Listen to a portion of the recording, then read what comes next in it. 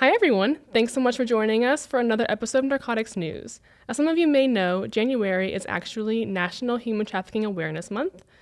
And so this episode is going to be dedicated to that topic. We'll talk about OBN's efforts to increase awareness, the outcome and the progress of those efforts, also the importance of awareness generally. We actually released an episode last year too for January. That one's more about the risks and current state. So check that episode out after this one. We're joined today by Lieutenant Colonel Williams. He is the Lieutenant Colonel at OBN over the Human Trafficking Unit, and we're happy to have you on. Thank you. I appreciate it.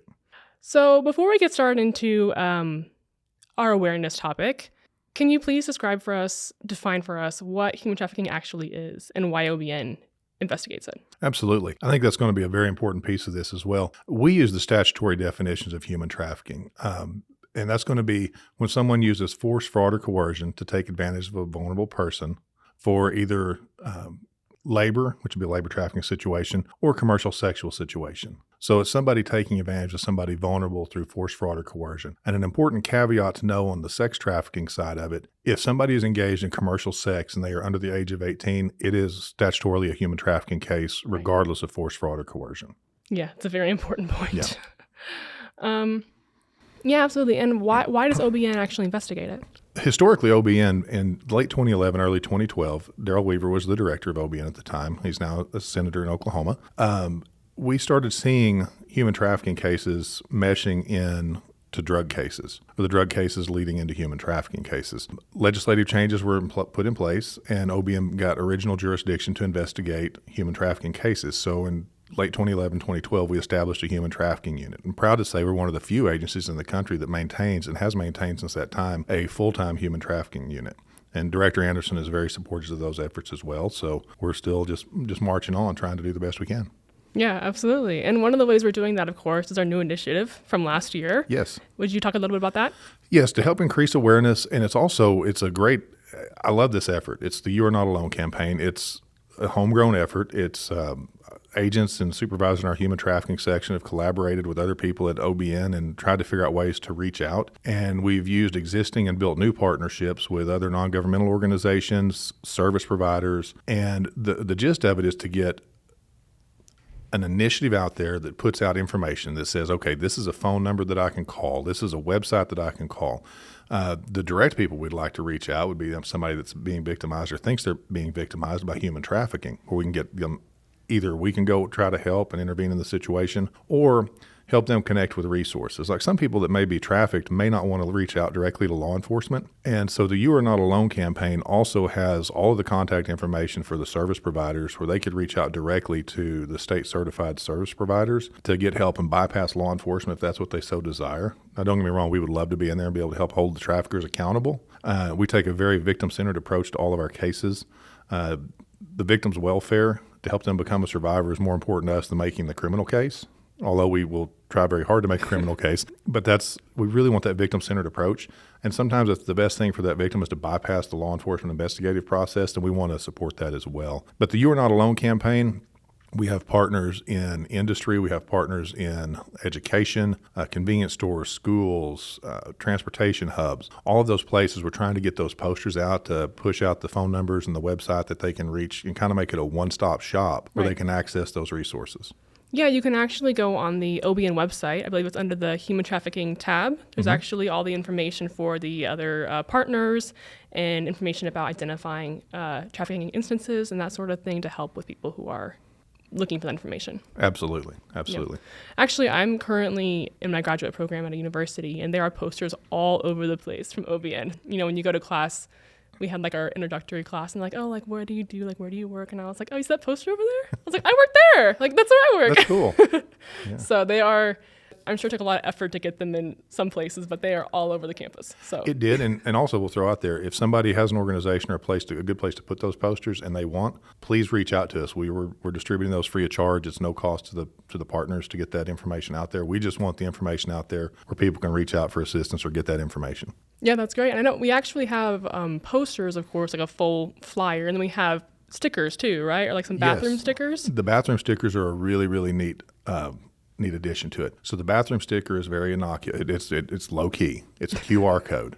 That way, if somebody sees that, maybe they were familiar with the campaign but don't know how to get to that phone number. Right. And one of the reasons that the bathroom is actually a really important place is through years of experience talking with sex trafficking victims, one of the few times they actually have alone is oftentimes when they go to that public restroom. So if they have that QR code, it may give them the opportunity to access that information pretty discreetly and maybe make that cry for help, and it hopefully gives that opportunity.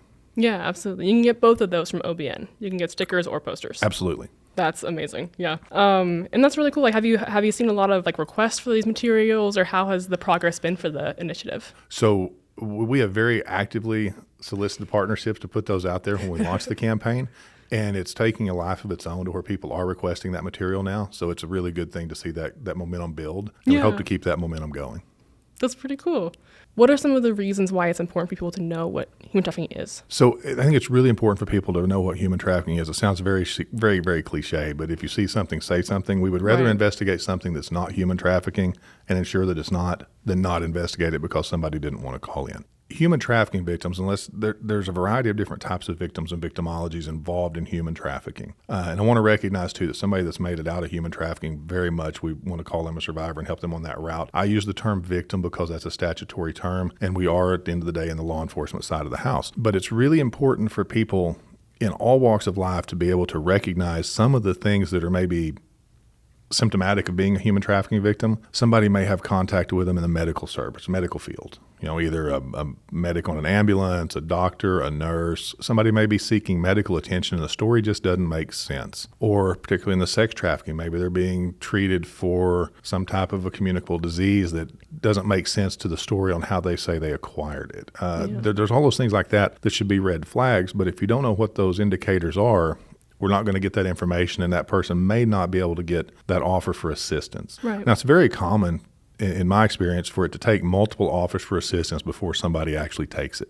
And that's not bad, not wrong, not anything else. We just want to make sure that those people that need that help know that help is there. It's an unconditional thing. It's there repetitively. If it takes 3-4 times before they try to really want to embrace taking that assistance from those service providers, we know those people at the certified shelters and the advocates, they will walk that walk with them. And our agents will absolutely try to partner with them and help them any way we can.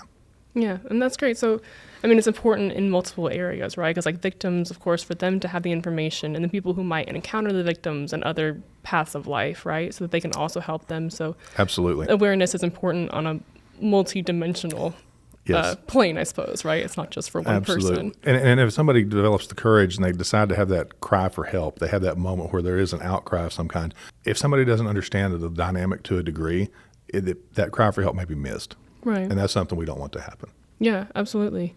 And I know OBN does some trainings, of course. I'm actually a training specialist, right? But does OBN do trainings for any sort of prevention or any sort of warning signs or that sort of thing for human trafficking? Yes, absolutely. We do trainings at a multitude of levels. So one thing it's important to mention is since 2012, OBN has taught a human trafficking block at the Basic Police Academy. So every officer that goes through CLEAT at the Basic Police Academy level gets at least a 4-hour block in human trafficking awareness and recognition. I didn't know that. We also do public awareness campaigns, things like this. And, the You Are Not Alone is really a huge effort right now in that campaign to put out the basic information on human trafficking. But we also, between our educators, our public information officer, and a few of us that do public presentations, we'll go talk to groups like Kiwanis clubs, Rotary clubs, or different civic groups.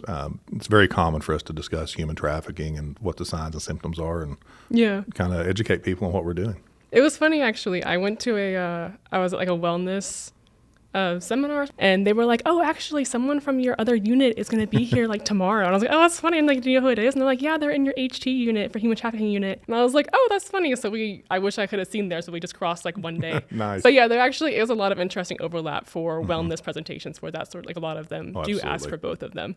So it's a very interesting. I didn't think about that before I joined OBN, the overlap with those areas, but they definitely do have some. And it's really important, too, just kind of to jump in on that. And it's important, I think, for us to educate what human trafficking really looks like. Right. Because we have a Hollywood version of human trafficking, which is a little bit, I'm not going to say what the dynamic is like in another country. I've not worked those cases, and it very well may be that. But domestic sex trafficking, domestic labor trafficking, we know what those things look like, and oftentimes what you see in the very dramatic portrayals don't match up. You'll see oftentimes a forcible kidnapping of somebody, and them being, next thing you know, they're a sex slave and a human trafficking victim online. And what we see oftentimes is more of a recruiting, a boyfriending experience, and actually even a lot of times the trafficking victim is very loyal to the trafficker because of intermittent reinforcement, trauma bonding, and a whole variety of other, Stockholm syndrome and some other dynamics involved in that. Yeah. And actually, if you all want to check out that other episode that has a lot of information about the misconceptions and about dispelling those misconceptions about what it actually is, I know that we mentioned in that episode too about how we're trying to get away from like imagery of like handcuffs and moving more to like a mental coercion versus a physical bonding 100% image for what it actually means. And I know that's important too because we had an interesting case come through recently, right? That was about human trafficking, and it actually didn't have a victim present in the case, correct? There's been a successful prosecution without victim cooperation, and that's one of the first I'm aware of in the state of Oklahoma. So we're very proud of that case. It's an evidence-based case, and that's one of the ways we try to build those cases out. Oftentimes, especially with an international victim, you may not be able to the victim may decide to go back to their country of origin. They may decide to seek help elsewhere. And again, for that victim-centered approach, what's best for them is it may not be best for the criminal case, right, but what's best for them is the bar that you go for. But if we can build a technical case, an evidence-based prosecution, much like you would in a domestic violence case, or at times even have an uncooperative victim, much like a domestic violence case, but if there's enough evidence there that shows that, you still have a prosecutable case to be able to hold that trafficker accountable. And so that's a really neat thing whenever that's able to happen. Plus, as we build evidence-based cases, it removes some of that burden for the case off of the victim's testimony. And I'm sure it's hard too because, of course, we all have our own understandings of certain concepts, so like someone might not see coercion in the same way as another judge, for example, right? So that increasing awareness of what it actually is, and that it can be more mental than physical, or maybe they don't see that initially. So changing that with awareness is really important too. Yeah, and that trauma-informed approach, I think that's really another thing that that's a term I'd like to throw out there, is a trauma-informed approach, is understanding that when somebody has experienced multiple traumas, and the human trafficking victims experience multiple traumas, I mean, that kind of should go without saying, but it's the truth. I mean, a sex trafficking victim is, kind of go into that dynamic, maybe having sexual contact with 5 to 20 people a day. Each one of those is fundamentally a sexual assault. So it's a bit different dynamic than somebody that had experienced a sexual assault. And I'm not minimizing that victim's experience by any stretch of the imagination, but there is a different dynamic. And that trauma-informed approach lets us understand, especially if there's been trauma bonding and different types of things to build a loyalty between the trafficking victim and the trafficker, to understand that it may take us 2-3 interviews to have that breakthrough to where we get really down to what's really going on and what's really happening. Now, sometimes we can use technical investigation, surveillance, and other mechanisms to find out what's going on without and bypass some of those steps. But that true disclosure, a lot of times, because of all the trauma involved in it, our investigators understand that you may have to work through some deception even on the part of the victim at times. Right. Well, it's hard too because they might be actively deceiving you or themselves, right? You don't even know. So I know that, of course, with trafficking, with juveniles, there's not a level of consent with that. And unfortunately, we can talk about isn't oughts all day, but unfortunately, a lot of kids will send nude pictures to people when they start relationships with them. And like, if someone were to try and coerce you by saying like, "Oh, I'll distribute these pictures that you sent me," is that absolutely? So one of the questions that comes up is what happens if somebody does convince a minor to send a nude picture to them, right? So one, it can be solicitation of child pornography, or it can be helping manufacture child pornography. Because if the person's a minor and it's nude and it's a pornographic image, it is child pornography. Right. Then the person receiving it, if they forward it or do anything with it, then that's a distribution of child pornography. That is a charge that you'll see us add very frequently if we encounter a minor victim and somebody's taking pictures of them in a sexual way. Right. We will charge manufacturing child pornography, or we will charge possession of child pornography or distribution of child pornography. It's really pretty straightforward charge. You've got sexual imagery of somebody under 18, that is, and they have it, so it's possession of. And those are kind of charges we will add to traffickers very frequently. When we do the presentations, especially if we get a chance to talk to teenagers, Yeah. We talk to them a lot about, and it sounds boring, it sounds cliche again, but it's like social media. Look who you're talking to. Do you really know who you're talking to? Yeah. What are they trying to do? Or are they offering you something for nothing? Because realistically, there's always some kind of an exchange. If somebody's offering you something, there's a quid pro quo to it, and there's going to want something in return for it. Reciprocity theory can be great and not so great. There is kind of an implied one. There is, and even if they don't tell you what it is initially, they want you to feel like you're indebted to them at some point, right? Right. And then that if you're indebted to somebody, that impacts the decisions you make. Yeah. And how you make those decisions. It makes it much harder to say no to what the ask is. Yeah. And that's a big part of the boyfriending experience. That once that nude image is out there, it's always going to have the ability to be used as coercion of some type. Right. Or somebody could try to use it as a coercive influence, right? And those images are very hard to retract once they've been placed online. Yeah. I don't know that it's not impossible. I hate to say anything is impossible or talking in absolute. But I would encourage a kid, if a kid's made that mistake or they've done that, the world didn't end. It's something traumatic they're going to have to deal with, but there's people that can help them deal with that. But don't think that that's your life is over or something. I highly encourage them. If that's happened, talk to an adult, talk to law enforcement. Let's try to figure out ways to work through that and get some support mechanisms in place. Don't bear that burden of somebody trying to manipulate you with an image by yourself. Right. I think that is, of course, important because I was in high school 5 years ago, and it was still a thing. I'm sure it's only unfortunately increased since then. And people think that I can send it on this app and this whatever particular Snapchat? app it is. They think it's going to self-delete, right? Right. Okay, well, if the person's got two phones and takes a picture of that off of one phone, you don't know that it's been screen captured. There's always a workaround on somebody holding a chat. Yeah, you can screen record, you can take a screenshot, you can have a second phone. You have no Tons of ways idea. that people work around that. And I mean, I hate to be the bearer of bad tidings, but that information will always be stored somewhere. I mean, you don't. It might even exists. It's gonna be somewhere. So it's just best to not. But no, absolutely. And I do think, like I said, kind of looping back on it though. But a takeaway: if somebody has gone down that road, it's not the end of the world. There's people that will help. There's support mechanisms that we can help them get networked with. Don't bear that alone. I know there's been several really tragic incidences where kids have let the image gets out, and all of a sudden it becomes something that they may entertain self-harm or something like that. Don't let that be. The world didn't end. Yeah, there's ways to get help if that happens. I think that is really important because you hear stories even when you're in school that someone's made that choice and unfortunately someone has it and then they get really distraught about it and they got to deal with that, and knowing that you go to school every day, it's like someone probably has seen it who's in your social sphere. And there are people that take advantage of that, and sometimes you'll see the people that have done that, or even the young person that's sent the image or even took the selfie and sent it. It's somebody that knew. They'll tell you that they knew they shouldn't do it when they did it, but they just got talked into it. Situations, we can all find ourselves in situations where we do things that, looking back, surprise us. It's part of being a human. It's true. And that's also part of one of the master manipulators or the traffickers, right? Mm-hmm.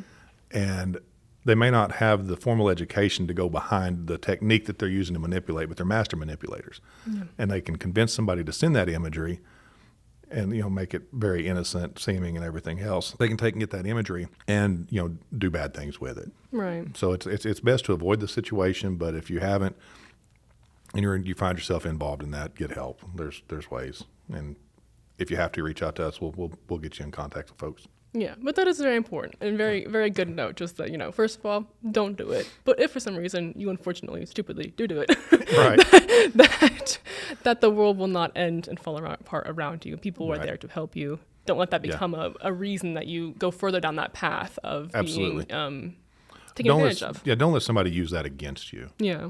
You take that power back a little bit. Oh, yes. But, yeah, I don't know. I don't know if you have any additional details you'd want to share about the topic. The biggest thing to share is I really think that for the Human Trafficking Awareness Month, I want to point out that it's great and it's wonderful that there's a month where we're aware of human trafficking, but that this is an ongoing 24/7, 365 day event. And for us, it's absolutely that. The You're Not Alone campaign was launched several months ago, and we're hoping to keep that momentum going. So right now, if somebody is, one of the big things to push, if somebody wants some of those materials or is interested in those materials, check it out online. And then if you need some of those materials in business that you have or something like that, let us know. We'll be happy to cooperate with you and get you those materials. And education is key. The more people that understand what human trafficking is and what it looks like, the more chances we have to interdict and give that person, the victims, a chance for a different life trajectory. Yeah, absolutely. Well, I'm a training specialist. I'm all about the education, obviously. But if someone were to want to reach out, I know you can find information online, but how would they request? Is there like an email to request? Would they call our front desk or? All of the above. Awesome. If you get a hold of OBN, you're going to get a hold of somebody that can direct you towards the You're Not Alone campaign. Yeah. I mean, it might take a couple of email forwards, but I'm sure you'll eventually get there. And is there any sort of tip line information that you'd want people to know about on this episode?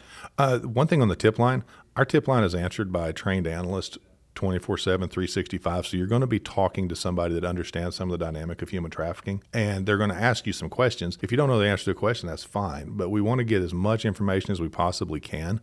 If you do give a tip and you're willing to let an agent talk to you or contact you, please leave that contact information. That way we can try to get any follow-up information that's necessary or that's needed. It helps kind of jumpstart that investigation. But it's not necessary to leave your contact information. We take anonymous tips, and if you've got information, please let us know. We'll work with it. Yes, I know that they also put it on the social media posts, but you can always DM those as well. Absolutely. So you can email, you can call in with a tip line, you can DM. There's all different ways that you can get that information to us. We want to make it as easy as possible. Whatever mechanism you've got, if you want to write a note on a paper airplane, throw it over the fence. We'll figure it out. Just imagine someone throwing it over the wire fence, Yeah, exactly. No, we really, whatever, we try to make it easy to contact. Yeah, absolutely. Thank you all so much for listening in to our episode today, and we hope to see you all next month.